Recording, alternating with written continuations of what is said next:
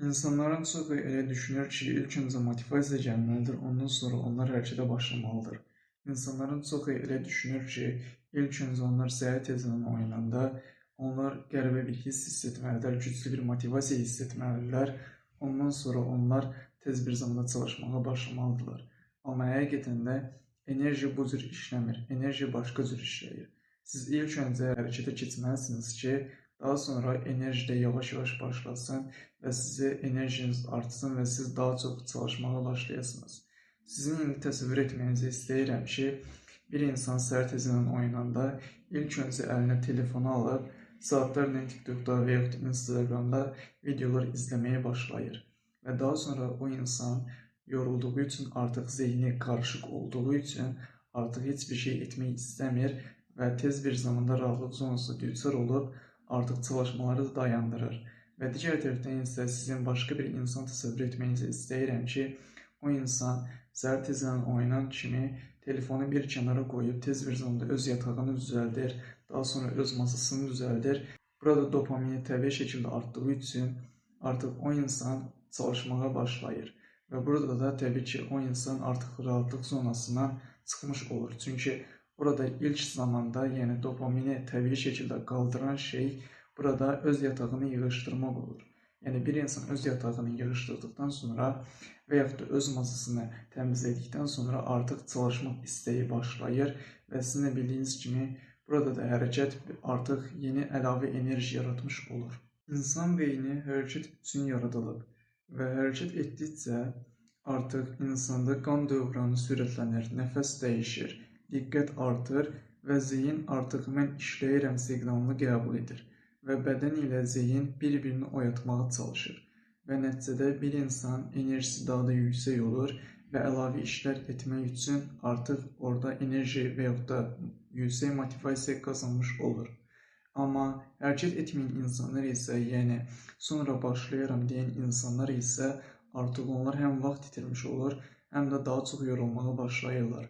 Çünki artıq onlar rahatlıq zonasında daha çox qaldıqları üçün artıq heç bir şey etmək istəmirlər və burada, yəni bu rahatlıq zonasında çox vaxt keçirdikləri üçün də artıq heç bir iş belə etmək istəmirlər. Çünki burada həm zeyinləri dolduğu üçün, yəni zeyinləri qarışıq olduğu üçün artıq zeyinləri yorulmuş olur və heç bir iş etmək istəmirlər. Və sizə bunu söyləmək istəyirəm ki, ən çox yorulan insanlar çox çalışan insanlar deyil, ən çox yorulan insanlar rahatlıq zonasında qalan insanlardır. Çünki bu insanlar rahatlıq zonasında çox rahat olduqları üçün, yəni zeyinlərini sadəcə əyləncə ilə və yaxud da boş-boş TikTokda videolar izləyərək doldurduqları üçün artıq heç bir çalışma etmək istəmirlər və nəticədə onlar yorğun olduqları üçün də heç bir uğur qazana bilmirlər.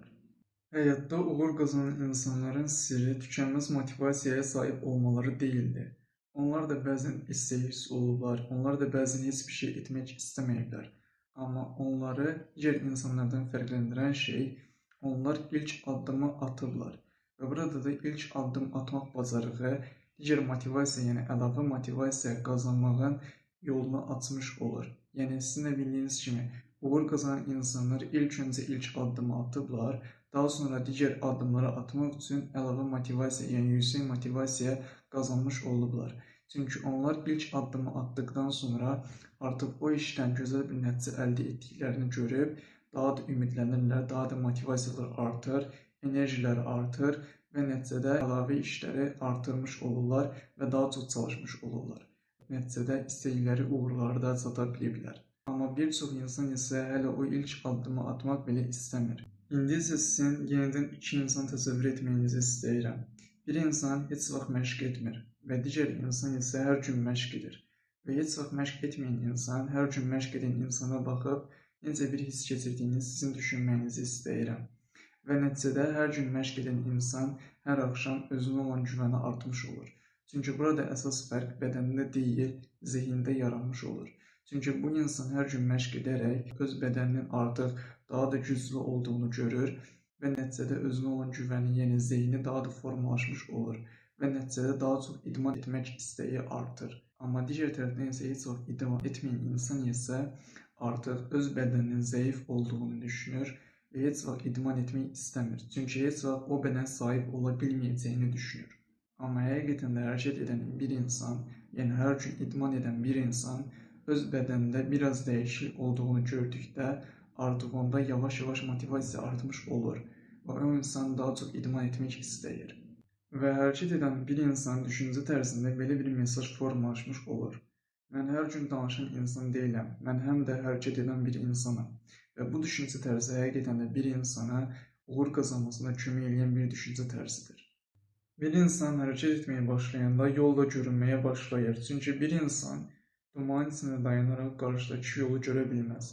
Və bir insan hərəkət etməyə başlayanda, yəni irəliləyəndə, yavaş-yavaş dumanlar da çəkilmiş olur.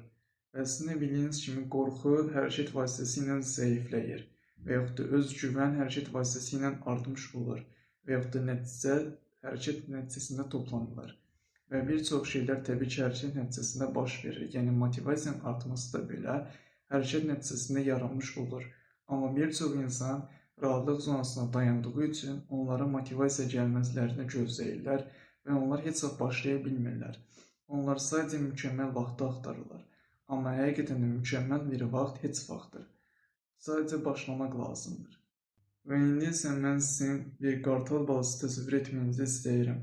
Bu qartal balası ilk öncə dünyaya gələndə təbii ki, uçmağı bacarmır və qanadları çox kiçik olur və bir müddətdən sonra artıq bu qartalın qanadları inkişaf edib böyüdükdən sonra artıq bu qartal balasının, yəni bu qartalın artıq yuvadan çıxması lazımdır.